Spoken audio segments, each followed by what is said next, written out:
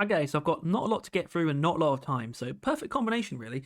Anyway, so we're back with the Ghost Ship Dispatch. Of course, this is Ghost Ship Dispatch for March, and it's not densely populated, but that's actually fine because what will be densely populated is the munch of the munch. Yes, the munch of March. No, the month of March itself. So I'll kind of hopefully put that in perspective once I'm done. So I'm just going to get right on with this. I'm sure you know how this works by now. So, dispatch number 7, the core is roguest on the other side.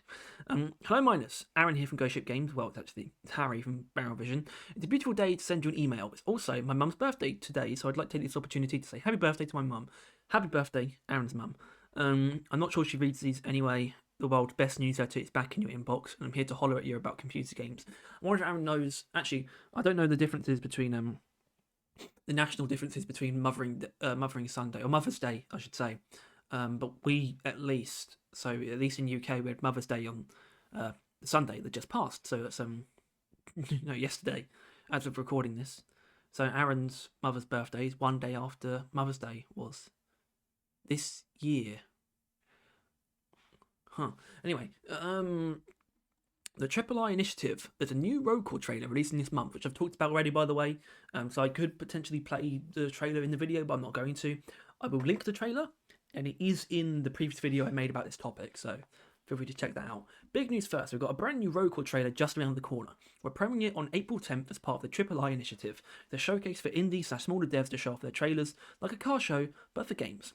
If you want to watch the live reveal, you can tune in on Twitch, YouTube, or Steam on April 10th at 18 o'clock Central Eastern Time or 9 o'clock PDT. I will very quickly, PDT to GMT. We're 7 hours ahead, so that means 9 a.m. Is 4 p.m. for us.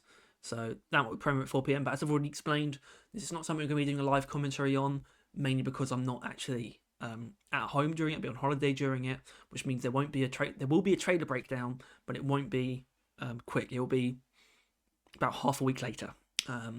Anyway, right now I can just say it's a trailer and it's cool. Also, we're doing a post-show interview segment. Not sure if we can say that part yet, but you only live once. So I guess that will be on their own channel, I think. Actually, no, I think that might actually be a Triple I post stream. So the actual Triple I stream will be 45 minutes because it's just going to be trailers. But there might be a post Triple I thing where they go through the devs who have taken the time to do interview segments. So we'll have to see how that plays out. I'll keep track of it and probably make notes so we can talk about it during the trailer breakdown and the preceding podcast, I suppose. So that's fine. Around the office, some of the roll call team took a break after lunch on Friday. Took a break. How dare they take a break? To watch the 2002 Dragon Apocalypse fantasy movie Reign of Fire. I don't really know why, but if dragons show up in roll call, I guess that's a connection. I don't think that's a teaser, to be honest. The only way it could be is because, I'm not expecting real dragons, but you can have stuff that takes inspiration.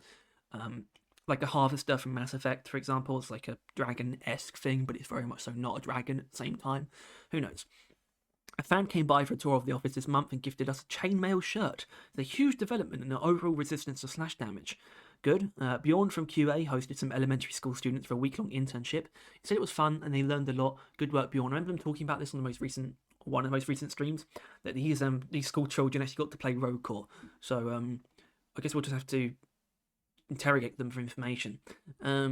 This month in roll call, recording game trailers is a pain in the ass. We also have this lovely screenshot, by the way. I think I'll come back to that once I've gone through all of this. Anyway, this month was dominated by all the preparations for the Triple I trailer. As it turns out, watching trailers is 100,000 times more fun than making them. Probably an exaggeration on Aaron's part. First, all the programmers and artists had to make sure the game looked good because we've been using a ton of placeholders and unfinished visual assets up until now. It was a bit of a scramble, but also a good reason to tighten up that part of the game. I agree. That is a good thing. I hope you didn't have to crunch for it, but sometimes there's a difference between working at your maximum capacity, working at a healthy capacity, and crunching. Those three things are all different. Working at maximum capacity does not mean working over for more time than you should. And working at a healthy capacity does not mean you are literally going balls to the wall constantly, maximizing your efficiency every single hour. So I guess what this kind of means, somewhere in between healthy work pace and crunching, but without crunching itself. That's kind of the impression I get. And yeah, that's not how you want them to be working 100% of the time anyway. But still, it's good that it forced them to tighten up on some areas. Once we got the game looking alright, we spent hours in-game recording footage. It's very tedious, as you sometimes need dozens of takes of some certain sequence to get the shot you want. You got the director, who flies around as an invisible camera drone, and the actors, who are whichever 3 people that couldn't come up with an excuse to do something else that day, which I assume was Aaron, Mark, and Jacob, to be honest. No offense, guys, I have to imagine that it was you guys. Although, of course, Mark is actually creating the trailer as the actual content producer for Ghost Ship. So shout out to him. We use a dev build to film, which allows us to do fun stuff like spawn waves, remove enemies, fly around, slow down time, things like that. Mark, aka the director, works with game director Mikkel to figure out what we want the trailer to feature and what sort of shots could capture that. Then you give us the actors, and they boot up the game. It starts with just loading and reloading missions until we get an especially nice cave, and then just running around trying to do something cool. Fair enough. I don't really know how else you would go about it. A lot of stuff can ruin your shots, though. You're at the mercy of a procedural generation to get the right cave, with enough space to move around, light it up, and shoot cool sequences. You've also got to play in a somewhat unnatural way, because you need to move and look around extra smoothly so the trailer doesn't look all twitchy. That's true, especially on like mouse and keyboard. You twitch a lot to sort of snap your views, just how you play the game. You know, we don't inherently, if we were actually role playing, we would not move our cameras around as quickly as we do even on a console game. Plus, there's tech problems like you're just not recording for some reason, or frequent crashes.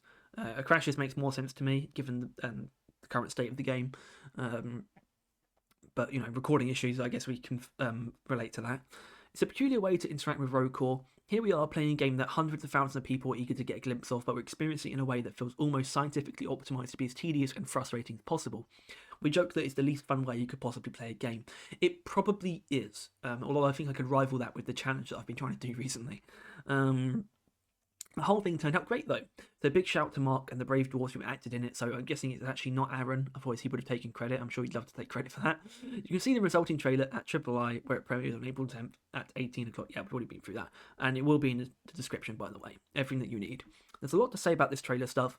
Would you want to read a whole below decks behind the scenes on how we shoot trailers? Let me know. You can just reply to the contact email. I guess I can give my own feedback here. I actually wouldn't be particularly interested in that, to be honest.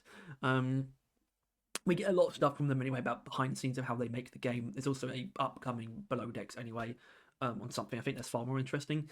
I don't know if trailer production for a video game is all that interesting. I don't think anyone... I'll be surprised if anyone really cares how trailers are made. They're kind of just there to build hype. When it comes to behind the scenes stuff, it's not the marketing that people care about, it's the thing itself, because behind the scenes so often functions as marketing in and of itself. So yeah, behind the scenes about marketing is never that engaging, to be honest. Certainly not for me, just being honest. Let's take a quick look at this actual screenshot, though, from the game. Clearly a screenshot from somewhere on the ramrod, kind of in the main area, or between sort of the landing where you'll find the bar, I believe, and also obviously the drop pod, which you can see here. It looks like it opens up a little bit to be a bit more vertical, but for the most part, you do get the impression of the more low ceiling approach that they're taking to the ramrod. I do wonder though, actually, because we have I guess where the players come out on this side, but this side looks slightly different. Actually, it might be 2 players come out on this side, 2 players come out on this side. Actually, that seems a bit more likely. Also, we have a terminal here, although seems quite difficult to tell what that terminal actually has written on it. But we do actually have character selection here. Actually, I can zoom in. Okay, loadout. I don't know if you heard that.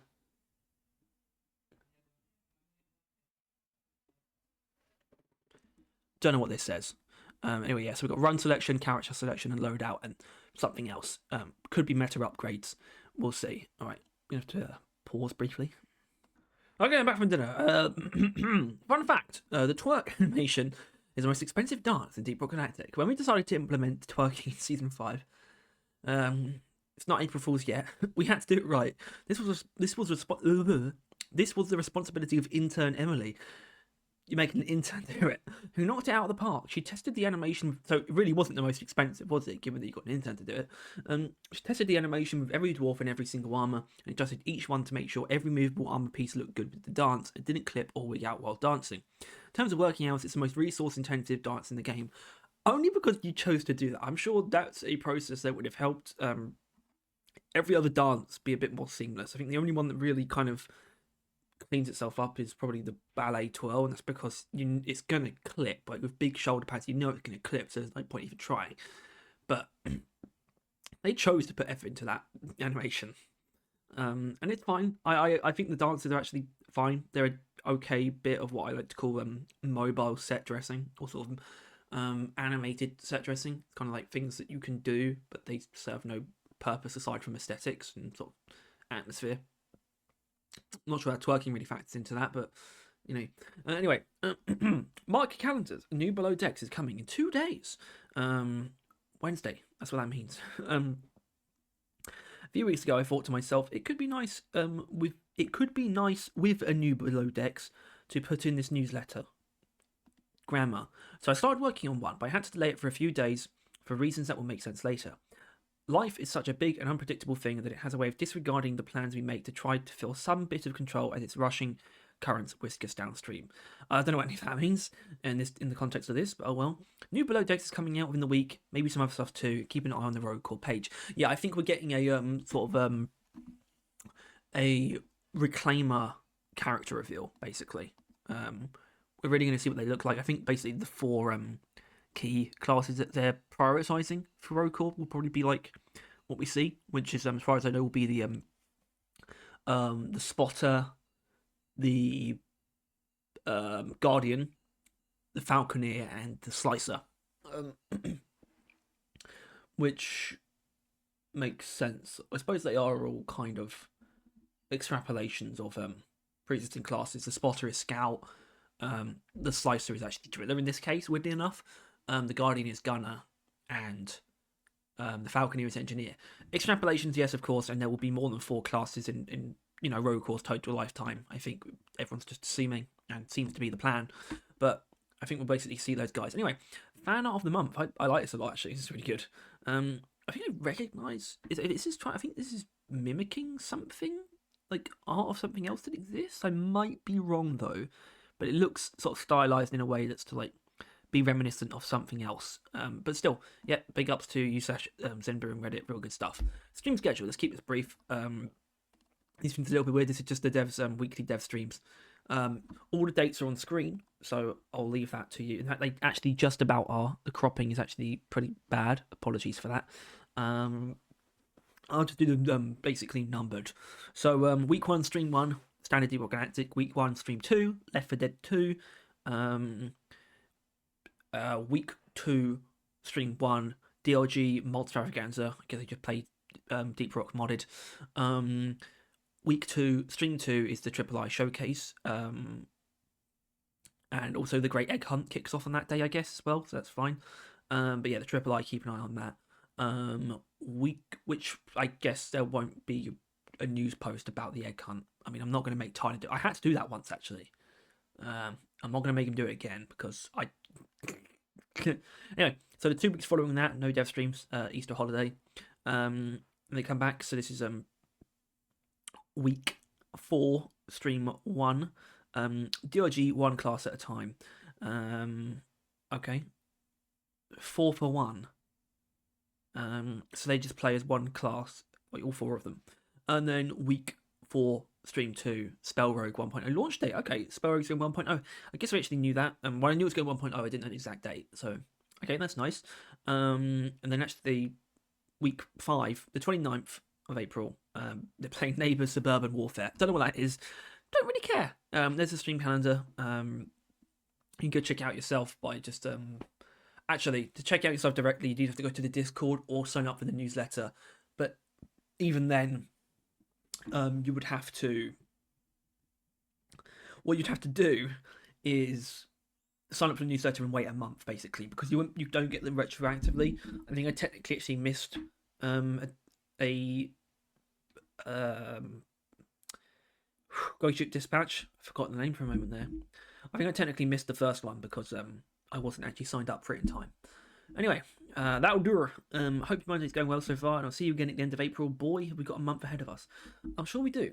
Although I'm not convinced that means we're getting the closed alpha this month. I think that'll probably be sometime in late May, if I had to bet. But still, yeah. I hope your April is filled with treats, walks, and exciting new smells. I hope not. Anyway, so that is the Ghost Ship Dispatch of March 2025. Hope you enjoyed this video. If you did, please make sure to like and subscribe. If you want to see more stuff like this, as well. If you want to stay on top of everything to do with deep rock and rollcore, and you also want to see videos like this, click the bell, please.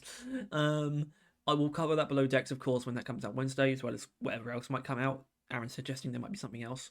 That's all good. There's a video coming out tomorrow, which is the long-awaited Season 5 balance evaluation. And you'll catch us on Saturday for a podcast, right before I go off on holiday for a week. So, thanks as always. Hope you enjoyed. I'll see you soon.